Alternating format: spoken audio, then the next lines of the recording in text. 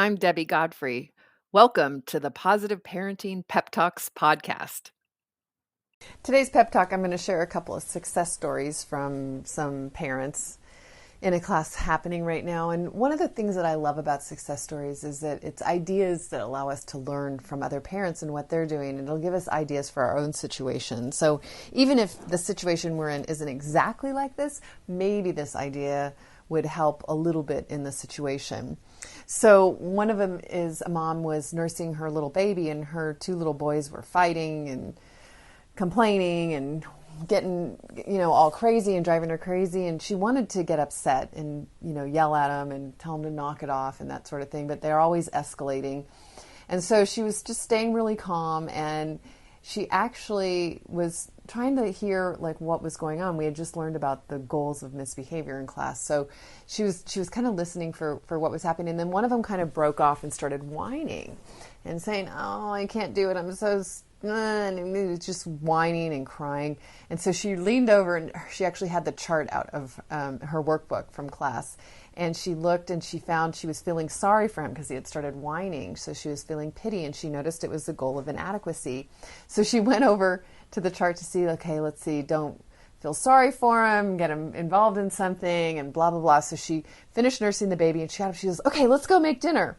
And he just totally switched out of being ornery and whining and fighting with his brother, and got all excited and went in and helped her in the kitchen. And she said usually she wouldn't, she would want to just go in and do it herself to get through it because she had to come to class. But instead, she just took the time to play with him and hang out with him in the kitchen and let him help out with stuff, and just totally got through that time that, previously could have ended up in a big old power struggle with a big yelling match.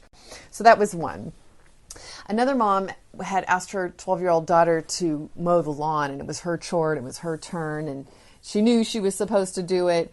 And so she'd asked her to do it a couple times, and she noticed her daughter was kind of behaving strangely, like she'd go sit on the couch and start reading a magazine, and then she would go and flip on the TV and do something else. And she was, totally not, she was like avoiding doing the lawn mowing.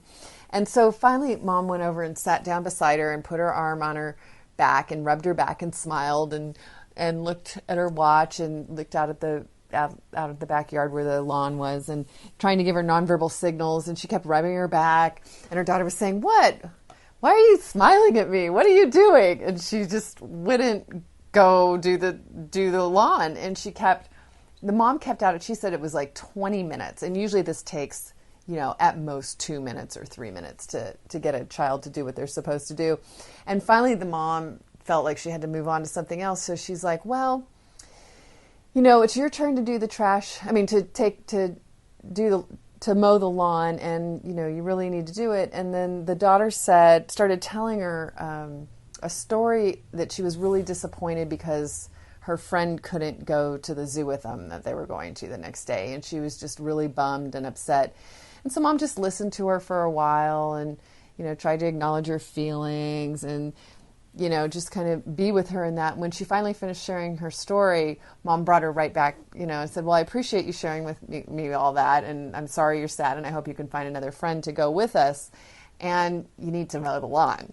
And she's like, "Oh, well, could I do it in the morning when it's cooler out?"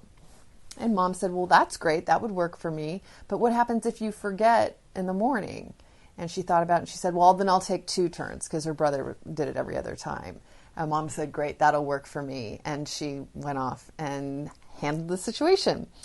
So those are just a couple of ideas. I hope they help for some situations that you might get into today with your kids. Have a great day. Happy parenting.